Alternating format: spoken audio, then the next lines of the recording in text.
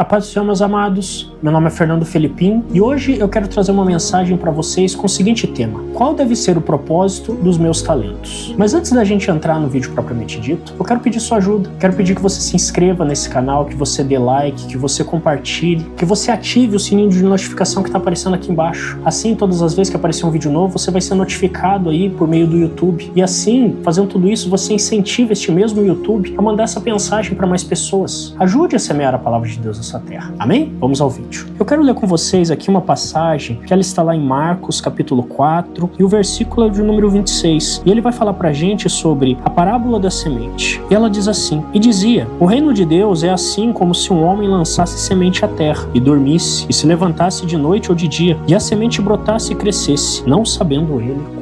E quando eu meditava em toda essa mensagem, Deus ele me fazia refletir numa outra parábola que Jesus também traz pra gente, que é a parábola dos talentos. E para você ter contexto, eu vou trazer ela de forma bem resumida aqui para vocês. A Bíblia vai falar que, certa feita, um homem ele resolveu que ele ia se apartar de sua casa. Por um período de tempo ele ia se ausentar e ele resolveu deixar todas as suas posses para os seus 3 servos. E ele dividiu as suas posses de acordo com a capacidade de cada um deles. Ele chamou o primeiro servo e, vendo nele muita capacidade, deixou com este homem 5 talentos. Ele chamou o segundo e, embora esse segundo também tivesse uma certa capacidade, não tanto quanto o primeiro, ele resolveu que ele deixaria menos talentos com aquele homem e deixou com ele 2 talentos. E um terceiro, o que tinha menos capacidade entre os 3, ele deixou 1 dos seus talentos. E depois de fazer tudo isso, ele se foi. Aquele homem não deixou nenhum tipo de instrução, ele não falou nada, simplesmente deixou suas posses com os servos e se foi. Os seus servos ali, conhecendo o seu mestre, eles começaram a dar um destino para todas aquelas posses. O primeiro ali, tendo muita capacidade, ele foi, aplicou todo esse dinheiro, ele arriscou esse dinheiro e ele fez esses talentos se multiplicarem. Esse homem tinha 5 no começo, mas após a sua empreitada ele já tinha mais 5, ou seja, ele tinha 10 talentos. O segundo fez de forma semelhante. Ele tinha 2, ele foi lá e se aplicou em cima desses talentos e conseguiu multiplicar eles, gerando assim mais 2 talentos, ao final ficando com 4. Mas o último homem, ele temia, ele sabia das capacidades do seu senhor e sabia que o seu mestre, ele era um homem que não errava, ele era um homem que sempre multiplicava tudo, ele sempre dava um jeito de fazer tudo corretamente. Então, com medo ali, ele pegou e escondeu esse talento. Ele pegou e guardou com muito cuidado, zelando daquele talento. Mas assim que seu mestre voltou, ele chamou seus servos para darem conta sobre o que eles tinham recebido. O primeiro ali, muito feliz, chegou: mestre, olha, o senhor me confiou 5 talentos. Eu fui lá e trabalhei em cima deles e agora eu tenho 10. Está aqui, são todos teus. E aquele homem abriu um sorriso e falou: bom servo, estou orgulhoso de você. Pode ficar com esses 10 talentos, vou confiar eles nas suas mãos. Estou orgulhoso da sua atitude. O segundo ali também, ele chegou: mestre, olha, o senhor me confiou 2 talentos, mas agora eu tenho 4. E também são todos teus. E ele mais uma vez olhou: estou muito contente com a sua atitude. Vou deixar esses 4 talentos nas suas mãos. Quero ver vocês prosperarem. Vocês me deixaram orgulhosos. E o último chegou ali e falou: mestre, olha, eu fiquei com medo e tive medo de perder o seu talento, mas eu não fiz ele correr risco nenhum. Guardei com todo o cuidado do mundo e está aqui. Cada pedacinho desse talento que o senhor me deu, estou aqui devolvendo para ti. Mas a Bíblia vai dizer que esse homem ficou enfurecido. Começou a chamar ele de servo inútil, incompetente, incoerente. Ele começou ali a dizer que aquele servo fez tudo errado. Ele falou: nossa, se você tivesse feito qualquer coisa, se você simplesmente tivesse deixado no banco, ele teria rendido alguma coisa. Mas você não fez nada, você escondeu esse talento. Você é um servo mau. Eu tenho vergonha de você. Agora vai lá e entrega o teu único talento para aquele que tem 10. E agora você vai servir aquele que tem 10 talentos. Porque eu estou chateado com a sua atitude. E quando eu meditava em tudo isso, me vinha um questionamento: por que esse homem ficou tão bravo? Por que esse homem olhou para aquelas pessoas e começou a premiar as pessoas que arriscaram todas as suas posses, mas ele puniu aquela pessoa que zelou com todo o cuidado do mundo as posses daquele homem? Porque veja, se eu trazer de uma outra forma aqui para você, se eu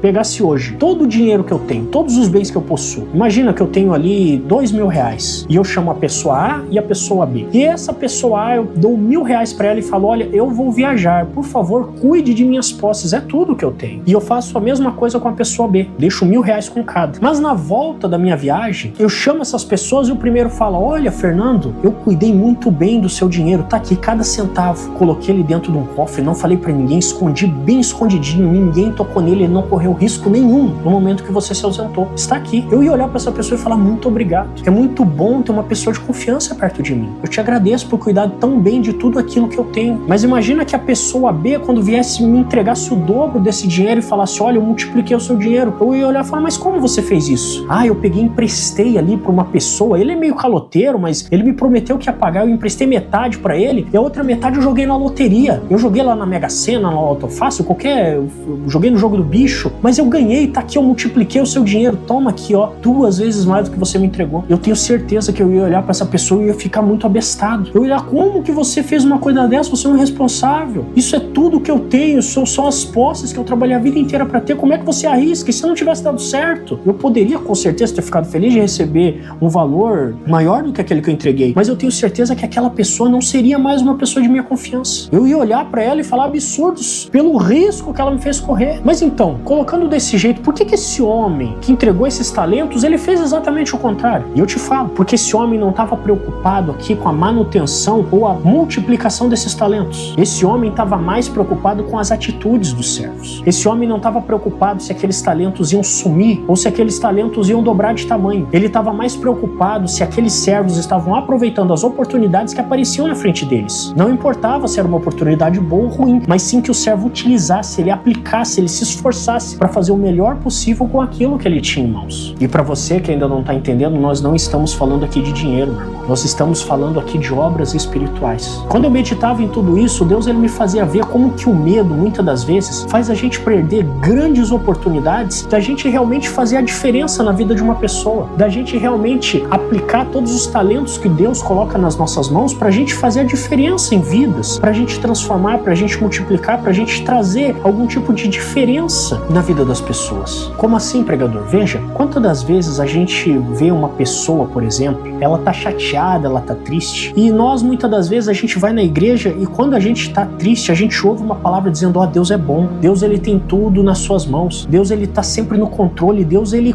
sabe o que ele tá fazendo, se ele tá permitindo uma coisa ruim, é porque ele tem um plano maior pra nossa vida. E nós, muitas das vezes, sabendo disso, a gente vê uma pessoa chorando, uma pessoa triste, uma pessoa desiludida da vida, e a gente não tem coragem de chegar lá e falar essas mesmas palavras pra uma pessoa que tá necessitada. Pode ser um morador de rua, pode ser um parente, um familiar, pode ser até um amigo, uma pessoa do seu serviço, só que a maioria das vezes a gente se acovarda. A gente, em vez de fazer que nem esses servos extremamente competentes e elogiados pelo seu senhor, de ir lá e fazer, tentar, se esforçar, a gente faz igual esse outro servo. A gente enterra, a gente esconde, a gente se abstém de tentar fazer alguma coisa para melhorar a vida daquela pessoa. Isso por quê? Porque a gente tem medo do resultado. Nós temos medo daquela pessoa olhar e falar, você não sabe o que você está falando. Ó, fizeram uma lavagem cerebral em você, que você só fala desse Deus, você só fala dessa Bíblia, você só fala desse Jesus. Eu não quero ouvir tudo isso. A gente tem tanto medo da rejeição e do fracasso que a gente prefere se abster de tentar ajudar e pensar, ah, Deus vai mandar outra pessoa. Essa pessoa que procure como eu procurei, essa pessoa que vai na igreja, enfim. A gente, com medo da rejeição e do fracasso, a gente acaba nem tentando muitas vezes. E talvez você esteja pensando, ah, irmão, mas é que eu não tenho tanta capacidade. É que eu não sei como fazer assim, eu posso fazer mal feito. É melhor deixar para uma pessoa que realmente consegue. Mas é aí que tá o problema, meu irmão. Porque uma coisa que eu conseguia olhar com toda essa mensagem que Deus falava para mim é quais são as consequências da gente pensar desse jeito. Quais são as consequências de todas as vezes a gente ter que projetar sucesso pra gente fazer uma tentativa. Como assim? Eu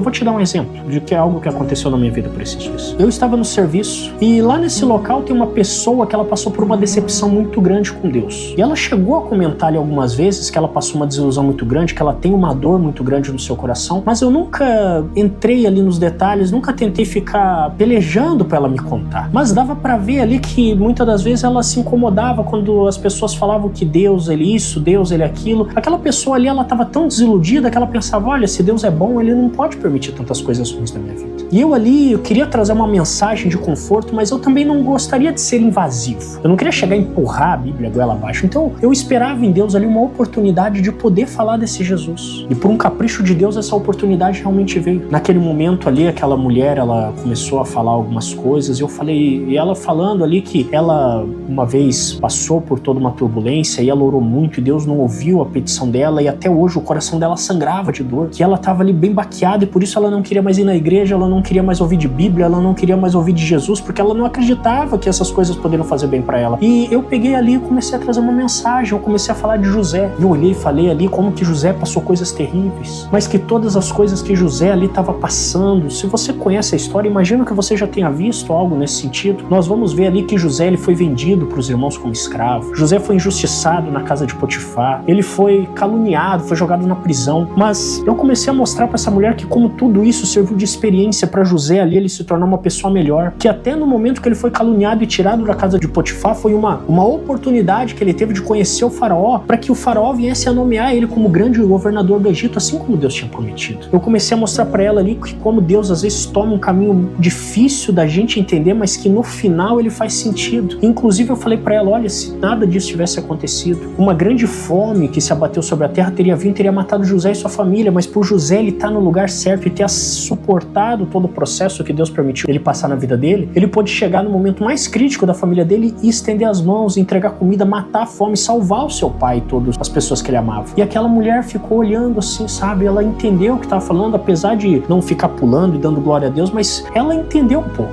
E naquele momento eu entendi que eu plantei uma semente naquele lugar. Só que assim que eu saí, eu não queria me estender, porque eu sei que muitas das vezes a gente falando de Deus, a pessoa fica chateada, ela fica incomodada com tudo isso. E eu peguei e fui embora. Fui voltando para minha casa e eu orava e conversava com Deus, falava, Senhor, será que valeu a pena ter feito isso? Porque quando a gente faz, a gente se expõe, a gente arrisca, a gente tenta. Quem diz que amanhã essa mulher não vai ficar me questionando, não vai ficar me apontando, não vai ficar me afrontando, né?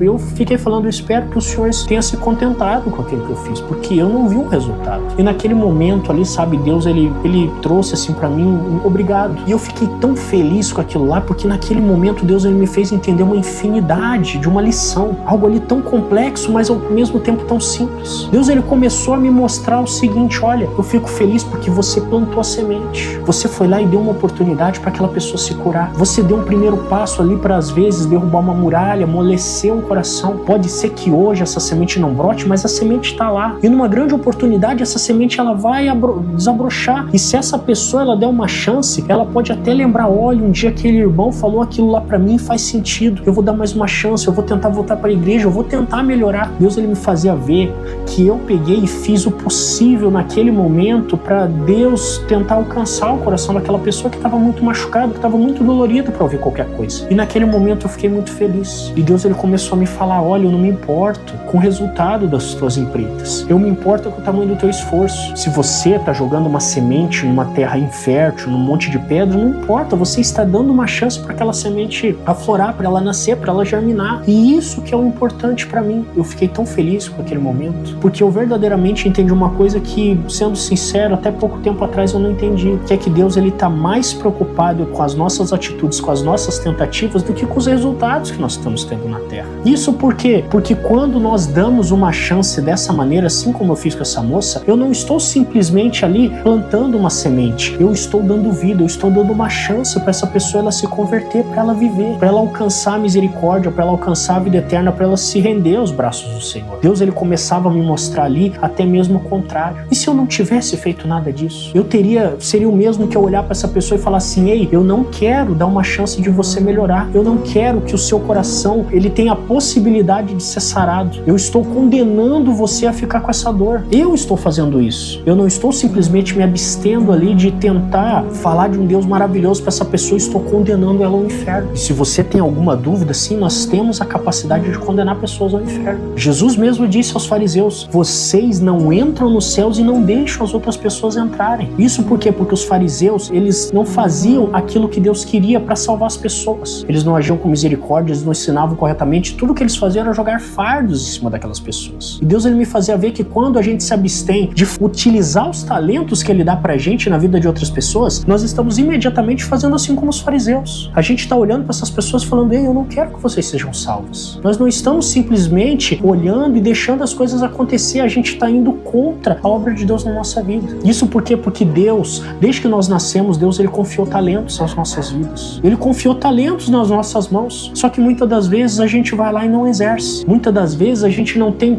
o mínimo de decência de ali tentar. E talvez você esteja pensando, mas eu não sei pregar, pregar, eu não entendo da Bíblia, eu não sei todas essas histórias, mas irmão, quem disse para você que só pregar é a obra de Deus? Muitas das vezes o talento que Deus colocou na sua mão é um talento mais simples. Assim como na história nós vemos que tem servos que têm mais talentos e outros que têm menos talentos, mas isso não diz respeito à limitação deles, mas sim o que Deus colocou, que Ele sabe que aquela pessoa é capaz de fazer. Às vezes Deus colocou na sua mão o talento do perdão, o talento de um abraço, o talento de um amor. Muitas das vezes o que a pessoa precisa não é uma mensagem muito mais elaborada, mas é um abraço e dizer: ei, Jesus tem um plano para a tua vida. Muitas das vezes eu já cheguei a encontrar pessoas desviadas da igreja que eu olhei e falei: olha, Jesus, Ele ama você também, ainda há uma chance. E muitas das vezes eu vi essa pessoa ficar feliz e falar: é sério, ainda tem uma chance para minha vida? Tem sim, volta para a igreja. É uma coisa simples, mas é uma coisa simples que está dando vida para uma outra pessoa, que está transformando, que está curando, que está melhorando, que está fazendo Deus olhar lá de cima e dizer: obrigado por usar esses talentos. O que eu quero te dizer nessa noite, meu irmão, é que não importa se a empreita que você está fazendo está dando resultado. Você não tem que ficar preso aos resultados para dizer: ei, eu estou fazendo certo, eu estou fazendo isso. Se está dando resultado é porque Deus está comigo. Não, não é desse jeito, irmão, porque muitas das vezes a gente vai falar: Jesus te ama, e a pessoa vai falar: eu não acredito em Deus. Mas isso não invalidou o que você fez. Muito pelo contrário, isso fez você ir lá e jogar uma semente, às vezes numa terra que está faltando água. Mas talvez com o tempo caia chuva naquele coração, essa semente brote, e vai ser a semente que você plantou. Aquela vida vai ser alcançada por Jesus porque você tomou uma atitude. Às vezes a atitude de um perdão, às vezes uma atitude de bondade, uma atitude de misericórdia. E eu quero perguntar para você nessa noite, irmão, qual que tem sido o propósito dos talentos que Deus tem colocado nas suas mãos? Nós não precisamos esperar uma pessoa pedir perdão pra gente